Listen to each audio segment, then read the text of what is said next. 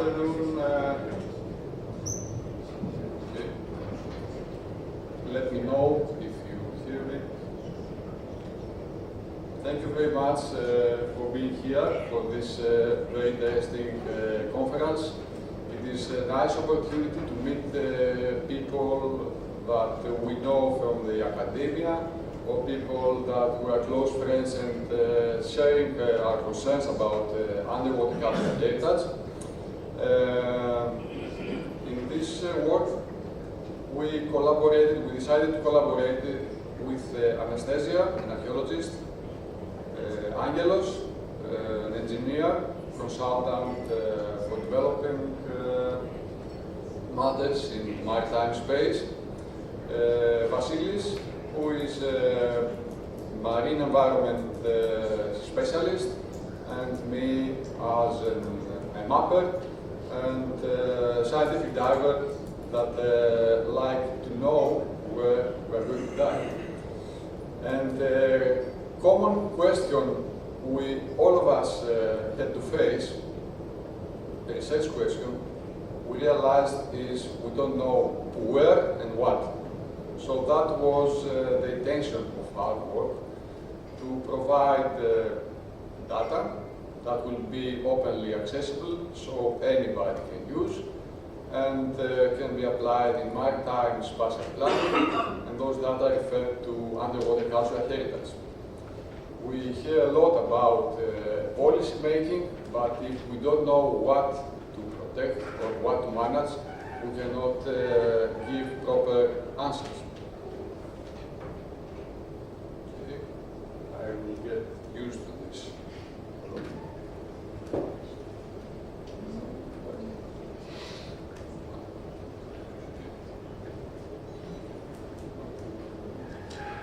So my presentation will move along three topics. This is the outline.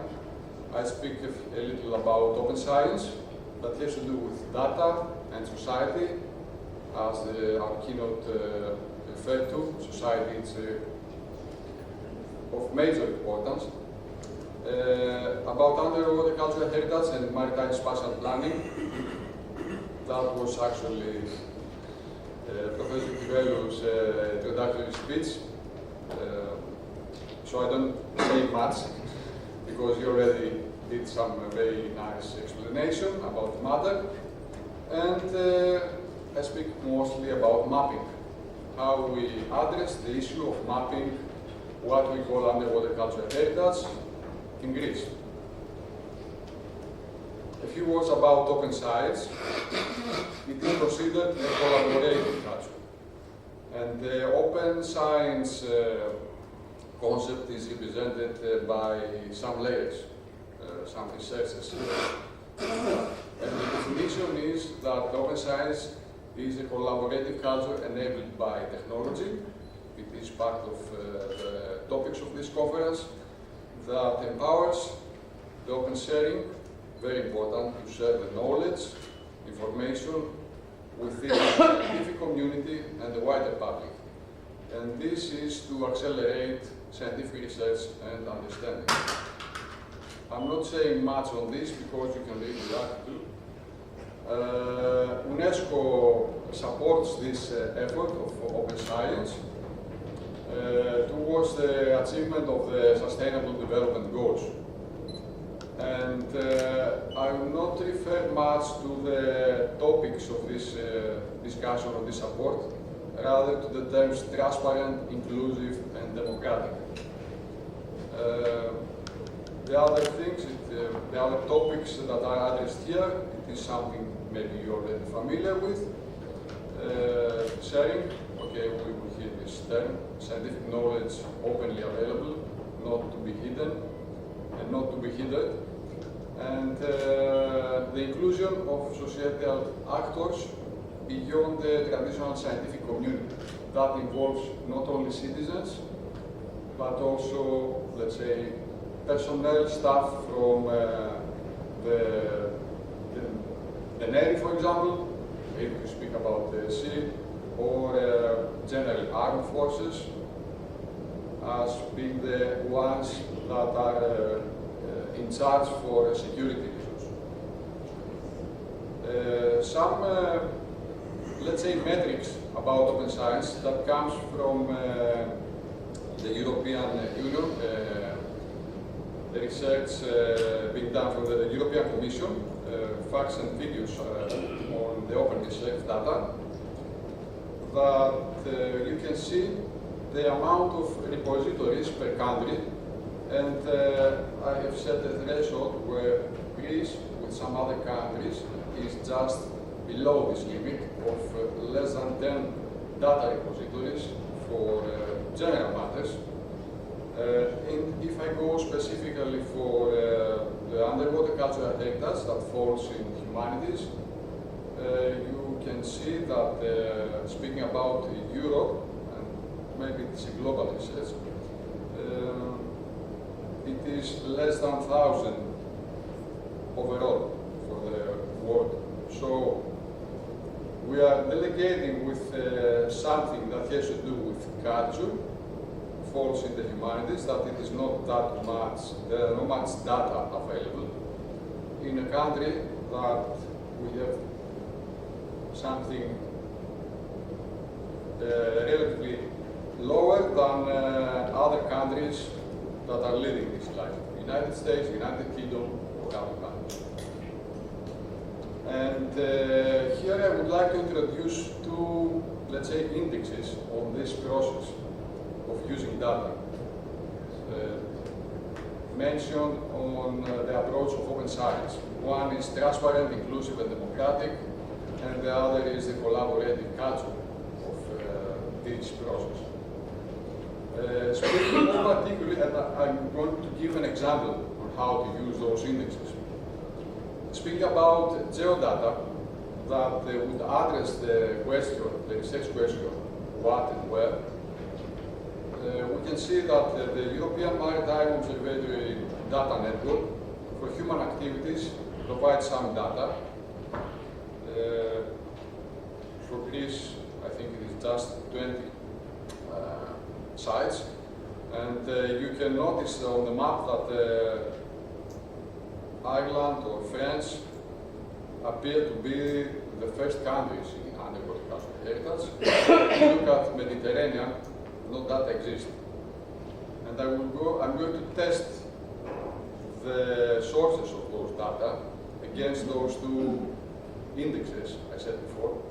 Regarding collaborating culture, the first data set for the shipwrecks comes from a research project that gathered data from several countries, data that were collected for different purposes. So there was a kind of collaboration in this, but the result was not that, let's say, easygoing to use. On the other hand, we have some wrecks from another European project. Many countries, a few countries participated. And regarding transparent and inclusive and democratic, I can answer, the answer is no, because there is no access to that data, although they exist, and there is no access to exact positions of sites for certain reasons. So this is the criterion of false to add this dataset, false to meet the criterion. And I will move to the next topic that has to do with underwater cultural heritage and maritime spatial planning. That is a public affair. And as nicely the researchers mentioned here, and you can see this visualized by this nice graph, Greece is somewhere at over there, outside on what is going actually being done in other countries. There is a missing layer of socio-cultural values and data. So data, I will stay with this, are indispensable on this process. I'm not going to explain much on those definitions, but I will stay on the idea that according to the UNESCO definition for underwater cultural heritage, it is something that has to do both with the archaeological and the natural context. So we have to consider as a whole. And regarding what Professor Kivelou mentioned, the Maritime Spatial Planning is a public process, and it is based on relies on the use of best available data. And speaking about the interaction between the environment and the underwater cultural heritage, for people studying the environment, we may say that underwater cultural heritage sites are some kind of refuges for biological activities, and are not being studied because there are no data and there are no particular kind of research being done. Some resources about data, spatial data related to maritime space and mostly oriented for environmental purposes are shown here, and those are available from those repositories. But in low spatial resolution, only few species. Okay, that has to do with the environmental aspect. And I'm going to get in some examples what is going on in Greece, what is actually going on. Recently, I found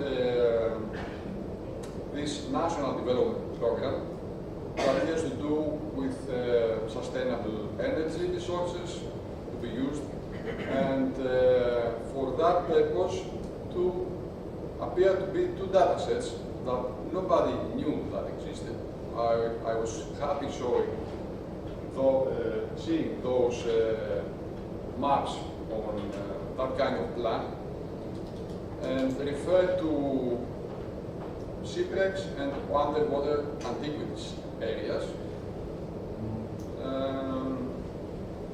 as a map that are being used as criterions to select or not select some areas to do some development. And examining these in terms of the indexes I said before, collaborative culture, yes, we can say it is the result of a collaborative effort among some ministries that provided some information. In terms of transparent, inclusive, and democratic, actually we have this condition here. We have public underwater cultural heritage data that are used for exclusive use only. So it fails to meet that criterion. Are not publicly available, not transparent the process, neither democratic, I would say. Fortunately, recently we have the results from another project, national project, from the Ministry of Environment and Energy, that provides 47 wrecks dangerous for shipping. Okay, it's nice to know where the dangers. Nautical charts already provide that information, and 139 underwater archaeological sites provided online on the portal, so anybody can access and download that data. Testing this against the same criterion, okay, they passed both, and I would say it is a very nice evolution, and we have that kind of information provided from the ministries, the Ministry of Environment and Energy. And that was not enough. We wanted to move and have something of easy to use for everybody, because someone has to search to look for, find that data, and maybe ask. We decided to do some mapping of the underwater cultural heritage sites regarding the sites, the submerged monuments, wrecks that are described as monuments. That's why I want to distinguish them from historic wrecks, because historic wrecks, it is a term used from many nations to describe some wrecks with historic value without having the declaration, the designation of a monument. It is a process, an administrative process, that is required to name something as a monument. Archaeological cadastre provides data for 70,000 monuments, something archaeological sites, 420 historic sites and other protected areas, but for underwater archaeological sites, only mainly for coastal ones. Recently I realized that there is a hyperlink that you can export shapefile for each archaeological site. That gave 157 shapefiles that after processing resulted in 185 polygon features with attributes describing the available data for designated archaeological sites. And that was a nice start here. And I moved on the next step of making this public and easily accessible for everybody. There is a tool from Google Maps. You can publish this and it's on the internet, and anybody can download the KML and the KMZ file. What we did here is to provide a hyperlink to the page, to the web page of the Ministry of Culture, so everybody can get the details of this monument. And I will be happy to update this with new data because it is a process ever going. For the wreck monuments, it was nice to have a few years ago. I feel lucky that we had that chance. We have a list of 91 wrecks of ships and airplanes to be declared as monuments. Unfortunately, the coordinates were not public. For sure, coordinates exist, because after an investigation I did with the UK Hydrographic Office, that is the organization responsible of gathering information from national hydrographic authorities. The same from Greece. Greece provides that data to the UK Hydrographic Office, but not to the citizens of this country. That was something. Oh, okay, maybe it is a matter of infrastructure. I don't say it's a matter of a decision. It might be a matter of decision to provide some assistance to the citizens or to the researchers. And the combination of those two data provided 79 point features with attributes for the wrecks characterized as monuments, and that work was supported by a citizen science project that we are running at the university with people that just like working with archives, looking at details we don't work every day, but some people like to look for them, and also to some previous work that has been done by divers, diving community, divers that have been there and provided some information about the sites without providing the coordinates. And this also resulted to a list, to the Google map again, with 67 charted wrecks, because that was the amount of data I managed to get from the UK Hydrographic Office. And that up now has more than 3,800 views, and anybody can access as a KML and KMZ file and use it as he likes. And finally, I like the idea of using data that existed there, and with the involvement of people for several years that investigated histories about data, again with the citizen science contribution, we managed to produce a map of 587 point features with attributes for shipwrecks at the Greek area within the exclusive economic zone, from which 104 has the status of historic according to the UK Hydrographic Office dataset.